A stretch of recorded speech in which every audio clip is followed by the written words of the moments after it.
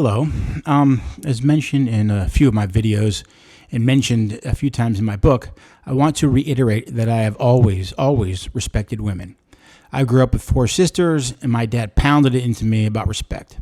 Even if I didn't like someone, that was okay. You should still respect them up until the time they've done something where you shouldn't. There are very few times that I don't respect women. I would say the main reason for that is that I judge no one, hence it's a small number. Anyway, I want to highlight an example that I have for someone whom I have the deepest respect for and someone I don't. The first person I want to talk about is a woman who in her day was a mother to some, a grandmother to more, and a queen to others. A tough woman and a person we try to emulate, knowing few of us will get there. This beautiful and lovely woman is Golda Meir. The other person I'm going to talk about is Jill Stein. With Golda, I am only going to use her quotes. I could never spew and do justice to Golda's comments to reporters or cabinet and the state of Israel, as it wouldn't be fair to compare her comments to an egotistical idiot in Jill.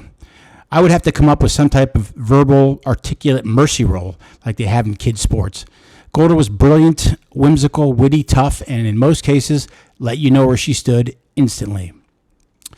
With Jill Stein running for president of the Green Party, I'm going to highlight her thoughts on the Israeli and Palestinian issue, which should give you a great insight as to why she's toxic. I, of course, will comment when needed. Jill Stein is running on a platform and spewing the exact same nonsensical hyperbole that every other Green Party has said before her. It's the same old, quote, we need more than a two-party, unquote, system. Rhetoric, it's the same. Now, for me, there are a lot of things that espouse that I agree with from the Green Party. Furthermore, we definitely need more than two parties, in my opinion, and the Green Party could be that third option. But her record speaks for itself, with the exception of members and donors of the Green Party. All these people do is talk, and have never done or accomplished a fucking thing. And why, might I ask? Because they have fucking idiots like Jill Stein leading their party and the balance of morons who keep backing her.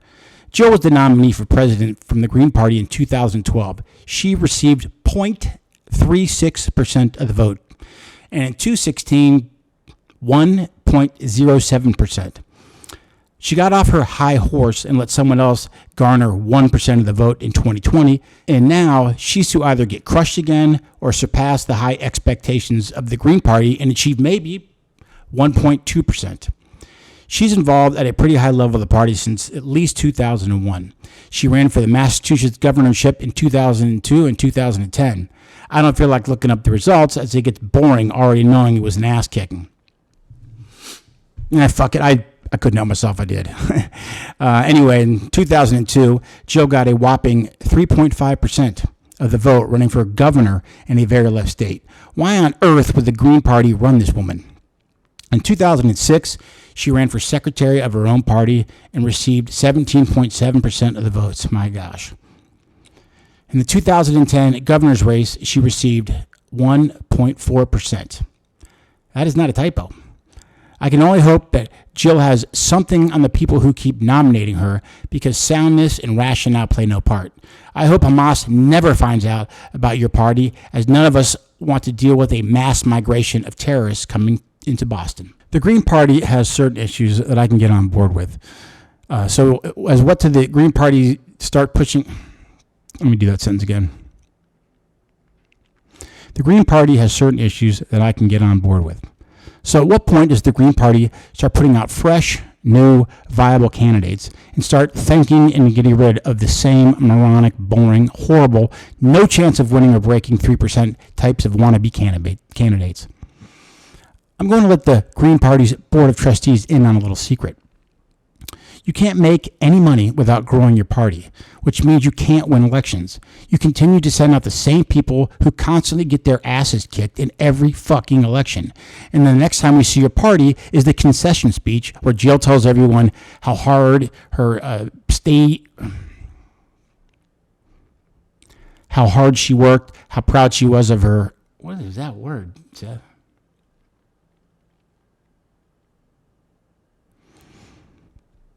Where Jill tells everyone how hard that she worked and how proud of she was for her campaign, blah, blah, blah, whatever. Fast forward 4 years from now, and we will get to hear Jill spew out about more stuff she has no idea what she's talking about. You guys have some great messages, but sending out shallow, weak-born people like Jill Stein will never allow others to want to join your party. Now, the only, and I mean only reason I'm talking about this shallow coward, Jill, is based on her comments regarding Israel and how it's handling of the war in Gaza. Furthermore, Jill Stein is Jewish and lets everyone know this, as it's a blanket justification for her to try and highlight that she knows what she's talking about. Here are some of her comments, and I will comment on her comments. Quote, this is from Jill Stein. Quote, Jill Stein, who announced Thursday that she is entering the U.S. presidential race, called for an investigation into Israel's war crimes in Gaza and denounced President Joe Biden and other leaders for their alleged supporting role, unquote. My response to that is simply, Jill, would you like to let the peanut gallery in on what those war crimes are? Also, who would you suggest head up the investigation? Are there specific war crimes or specific individuals in these war crimes that you would like to share with us to justify you calling them out? Next, Jill, quote, we call for an investigation of Netanyahu's regime's war crimes, as well as the role of Biden and U.S. leaders in aiding and abetting them, said Stein in a video where she announced her bid for the 2024 race as the Green Party candidate, unquote. Jill, again, it's obvious you know of war crimes happening in Gaza, and your information is so airtight you have two names, Netanyahu and Biden. Okay, why don't you lay them out? No need to keep quiet on these war crimes. Netanyahu and Biden, what are the crimes? Can anyone call out a war crime? Let me start that sentence all again. Jill, again, it's obviously you know of war crimes happening in Gaza, and your information is so airtight that you have two names, Netanyahu and Biden. Okay? Why don't you lay out the war crimes? No need to keep quiet on this. War crimes with Netanyahu and Biden are obviously, major points of your contention. What are they? Can anyone call out any war crime? This is what I'm going to do. Here's my quote from me. Quote me. I call for the investigation of the Hamas regime war crimes, as well as the role of Ibrahim Raisi, an Iranian leader, in aiding and abetting them. Unquote. That's someone you can call for a fucking war crime. She said again, quote, President Biden and bipartisan leaders are not only complicit, but they are full partners in Israeli Prime Minister Benjamin Netanyahu's crimes, unquote.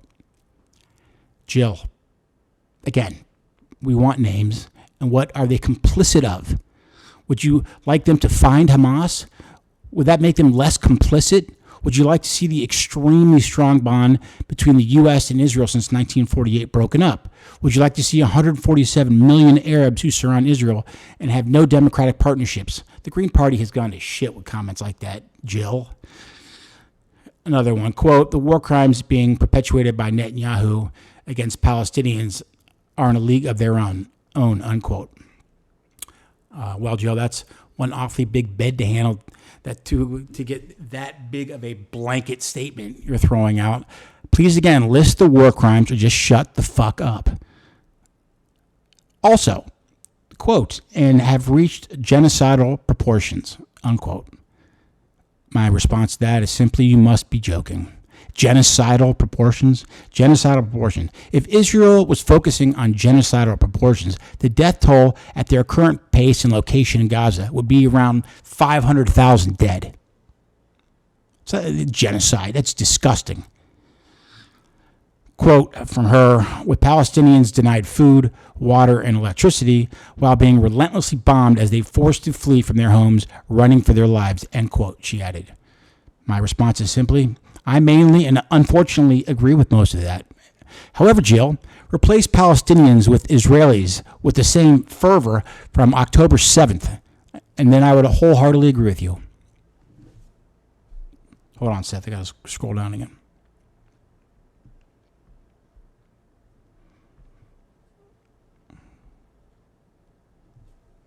Here we go.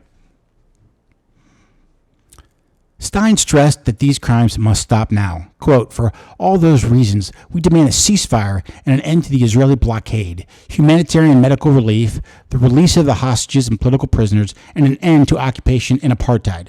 This is the path to peace and security for all of us, she added. Okay. I did say the Green Party has gone to shit, right? Making sure. Anyway, Jill, how the fuck would you know what the, quote, path to peace and security is, end quote? What serious person on planet Earth asks for your guidance on the war in Gaza? Jill, nobody gives a shit about your thoughts on Gaza.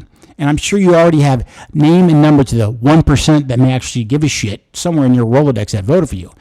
Jill, no one, and I mean no one, takes you seriously. My gosh.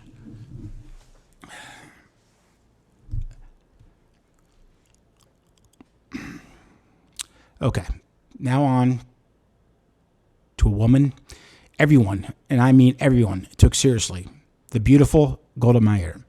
Golda, the ass kicker with brains and compassion, whose words and quotes are as pertinent today as when she spoke them.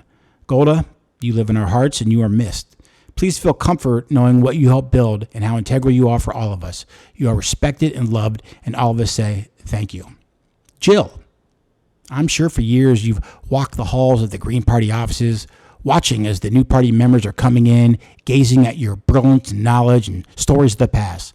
However, I'm guessing once they get to know you, they'll find your arrogance and ignorance has led a decent party that could have ran the black-chapped chickadee, Massachusetts state bird, and still have received more than 1% of the vote. You've done nothing, I repeat, nothing for the Green Party. No advancements. Your 1% in 2000 whatever is the same as it is today.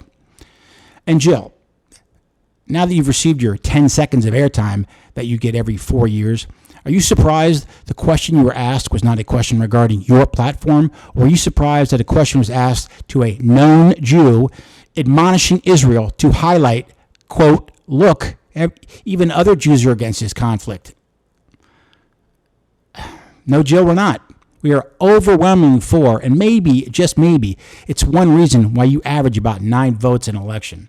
How about you keep your mouth shut when answering questions you know nothing about and leave the real issues to people that have actually won an election? Jill, I have no respect for you. And frankly, you can go f*** yourself. Now, on to a couple quotes from Golda. You can Google, Golda Meir's quotes, and there's a few different ones that'll come up, but I just Googled the brainy quote. Golda Meir. Quote, we Jews have a secret weapon in our struggle with the Arabs. We have no place to go. End quote. Right about that. Trust yourself, quote, trust yourself. Create the kind of self that you will be happy to live with all your life. Make the most of yourself by fanning the tiny inner sparks of possibility into flames of achievement. End quote. Quote from the beautiful Golda. Let me tell you something that we Israelis have against Moses. He took us 40 years through the desert in order to bring us to the one spot in the Middle East that has no oil. End quote. Quote, we have always said that in our war with the Arabs, we had a secret weapon. No alternative. End quote. No alternative, Jill. Dumbass. Quote, we don't thrive on military acts. We do them because we have to. Thank God we are efficient. End quote. Right about that. Here's a quote I hope everyone takes heed to. Quote, we do not rejoice in victories. We rejoice when a new kind of cotton is grown and when strawberries bloom in Israel. End quote. That is what you call spot on. Quote, it is true that we have won all our wars, but we have paid for them. We don't want victories anymore. End quote.